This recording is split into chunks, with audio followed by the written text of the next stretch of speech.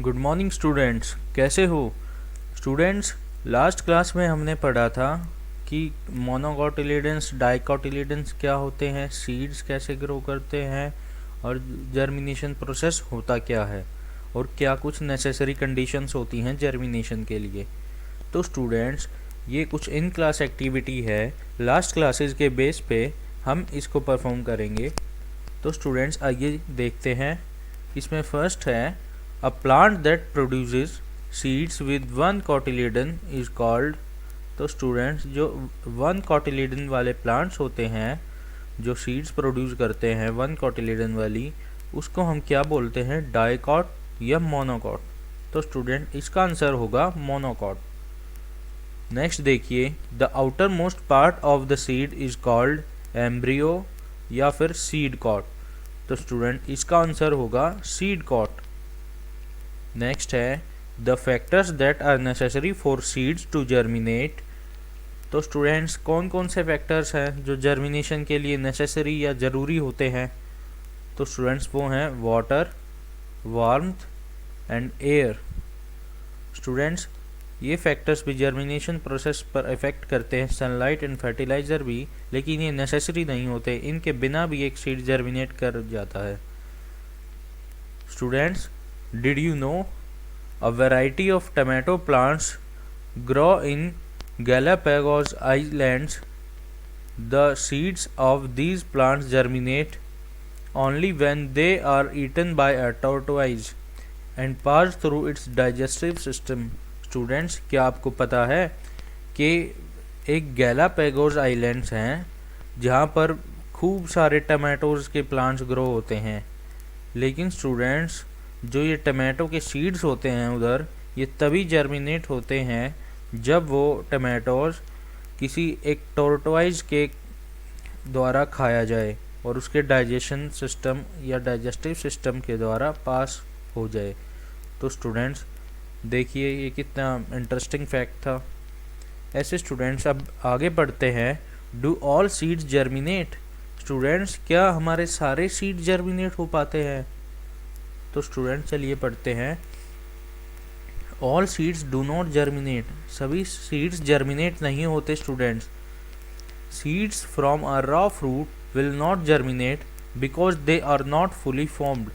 Students, जो कच्चे फल होते हैं उनके जो बीज होते हैं वो जर्मिनेट नहीं हो पाते, क्योंकि स्टूडेंट्स वो अच्छे से फॉर्म नहीं हो पाते उस टाइम तक। Many fully formed seeds too do not germinate. Students, कुछ अच्छे से बने हुए सीड्स भी जर्मिनेट नहीं हो पाते। Some seeds are eaten by animals, क्योंकि स्टूडेंट्स कुछ सीड्स तो एनिमल्स के द्वारा खा लिए जाते हैं। Some fall on rocks and do not germinate, और कुछ स्टूडेंट्स पत्थर पर गिर जाते हैं किसी, तो वो जर्मिनेट इसलिए नहीं हो पाते। While others do not germinate because they do not receive needed amount of water, air और वार्मथ। और स्टूडेंट्स बाकी जो बचे वो इसलिए नहीं जर्मिनेट हो पाते क्योंकि उन्हें जो नीडेड अमाउंट है, जो ज़रूरी अमाउंट ऑफ वाटर, एयर या वार्मथ उन्हें मिल नहीं पाता। तो स्टूडेंट्स यहाँ पर देखिए, गेट इट राइट में seeds grow inside the soil where sunlight does not reach. Student, जो सीड्स होते हैं वो सॉइल के अंदर ग्रो करते हैं जहाँ पर सनलाइट नहीं पहुँच पाती। However seeds which are very small in size germinate well if they are first exposed to sunlight. Students, जो बहुत ही छोटे सीड्स होते हैं, अगर उनको सनलाइट में एक्सपोज किया जाए या उनका जर्मिनेशन प्रोसेस सनलाइट के प्रेजेंस में किया जाए तो वो अच्छे से जर्मिनेट हो सकते हैं। अब स्टूडेंट्स देखते हैं एक सीडलिंग क्या होता है। A seedling, when a seed receives needed amount of warmth, air and water, the baby plant embryo in the seed begins to grow. Students, जब एक सीड को ज़रूरी अमाउंट में वाटर, एयर और वार्मथ हम प्रोवाइड करते हैं या उसे मिलता है, तो वो एक बेबी प्लांट में ग्रो करता है जिसको हम एम्ब्रियो भी बोलते हैं। The seed absorbs water, the seed coat splits and the root जिसको रेडिकल बोलते हैं, emerges फर्स्ट। स्टूडेंट्स, जब वो सीड वाटर को एब्जॉर्ब करता है तो उसका जो सीड कोट होता है वो स्प्लिट हो जाता है, वो हट जाता है या टूट जाता है, और उसके अंदर से रूट्स निकलती हैं। सबसे पहले निकलती है जो रूट, उसको हम बोलते हैं रेडिकल। तो स्टूडेंट्स, ये आप इमेज में भी देख पा रहे हैं, a radicle is emerging from the seed, एक रेडिकल निकल रहा है इस सीड से। A radicle forms roots which begin to absorb water for the plant. ये जो रेडिकल होता है स्टूडेंट्स, ये रूट्स में फॉर्म होता है जो कि प्लांट के लिए वाटर को एब्जॉर्ब करती हैं। After a while a tiny shoot called plumule emerges and grows out of the soil. कुछ टाइम बाद एक टाइनी शूट, जिसको हम बोलते हैं प्लूमूल, वो निकलता है सॉइल से बाहर। तो students, the plumule develops into a stem with the leaves. Student, जो ये प्लूमूल होता है ये स्टेम में या छोटी टहनी में डेवलप करता है जिस पे लीव्स होती हैं। The first leaves soon turn green and begin to make food for the plant. जो पहली पत्तियां होती हैं, जो पहली लीव्स होती हैं, वो बहुत ही जल्दी ग्रीन हो जाती हैं और जो छोटा प्लांट होता है उसके लिए खाना बनाने लगती हैं। Students,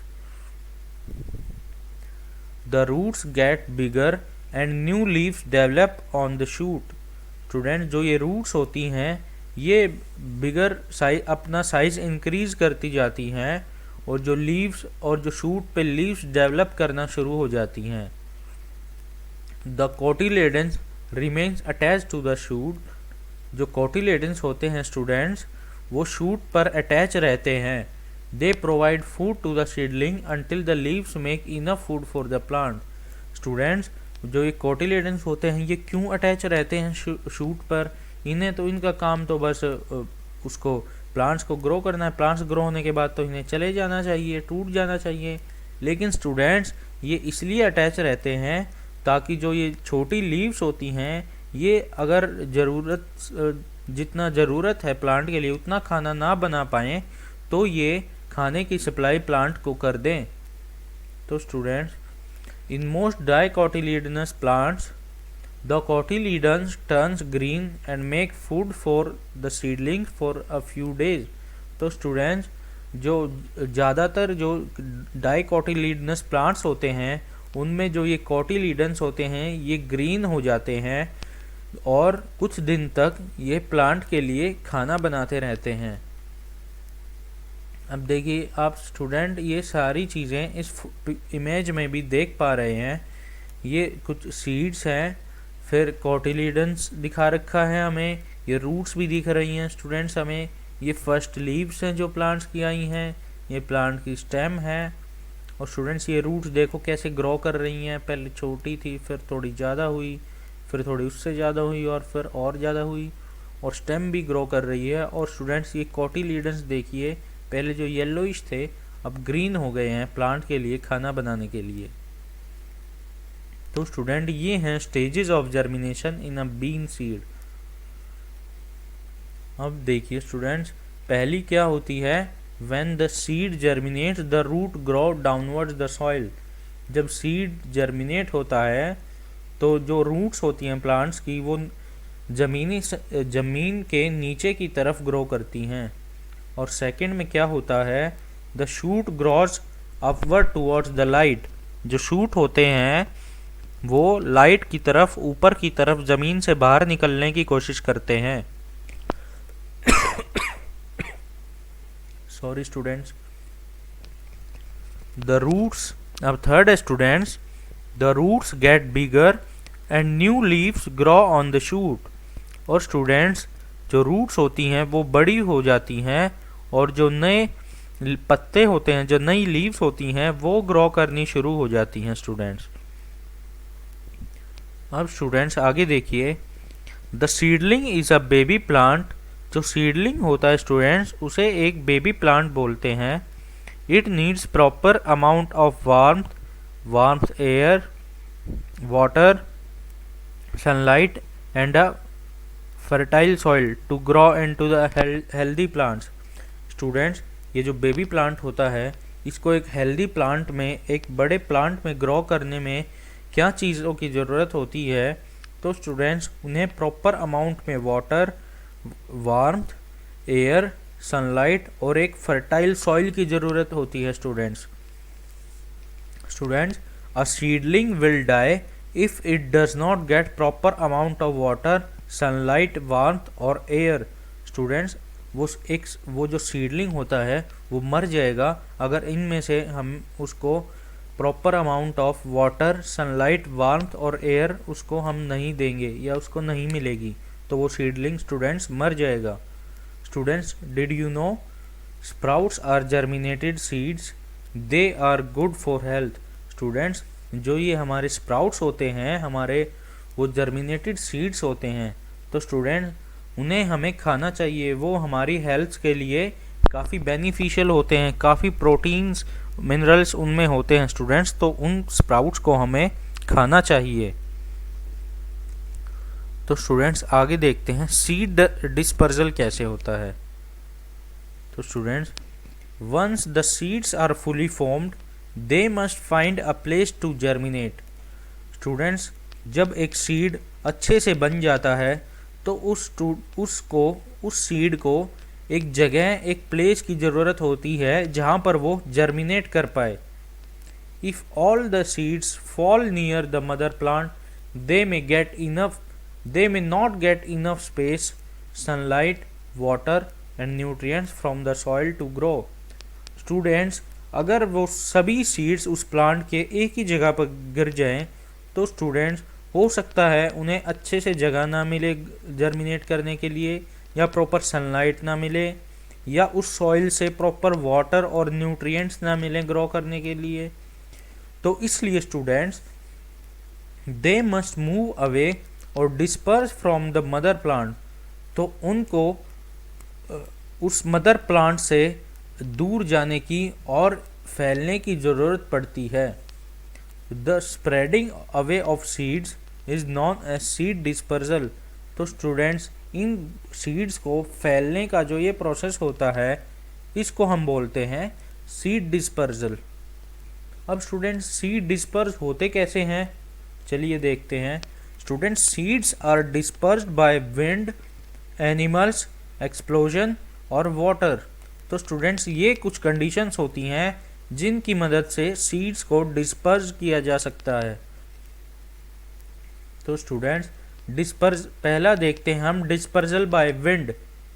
students, many seeds are carried away by the wind. The seeds of dandelion, desert rose and milkweed are like parachutes. तो स्टूडेंट्स, ये कुछ प्लांट्स हैं, इनके सीड्स पैराशूट की तरह उड़ते हैं हवा में। The wing seeds of the Indian Elm tree glide in the wind. तो स्टूडेंट्स, ये एक ट्री है इंडियन एल्म ट्री, इसके सीड्स ऐसे होते हैं जैसे उन पे स्टूडेंट्स विंग्स हों, और वो सीड्स हवा में ग्लाइड करते हैं या उड़ते हैं। The wind carries such seeds away from the mother plants. तो हवा उन सीड्स को मदर प्लांट से दूर ले जाने में उनकी हेल्प करती है। Some of these seeds fall on the ground, get covered with soil and germinate when it rains. और इन सीड्स में से कुछ सीड्स ज़मीन पर गिरते हैं और मिट्टी से कवर हो जाते हैं। और स्टूडेंट, जब बारिश होती है वो जर्मिनेट करते हैं, ताकि जब उन्हें अच्छे से वाटर मिल जाता है तब वो जर्मिनेट कर जाते हैं स्टूडेंट्स। अब ये देखिए स्टूडेंट, ये पिक्चर्स हैं इंडियन एल्म ट्री की, डेजर्ट रोज की एंड डैंडेलियन प्लांट की। तो इन प्लांट्स के सीड्स डिस्पर्स करते हैं विंड से। और स्टूडेंट्स देखिए, डिस्पर्सल बाय एनिमल्स। एनिमल्स से कैसे डिस्पर्स करते हैं seeds? Animals help in dispersing seeds. The hooked spine of certain seeds stick to the feathers of the birds and the hair on the animals and reach far away places.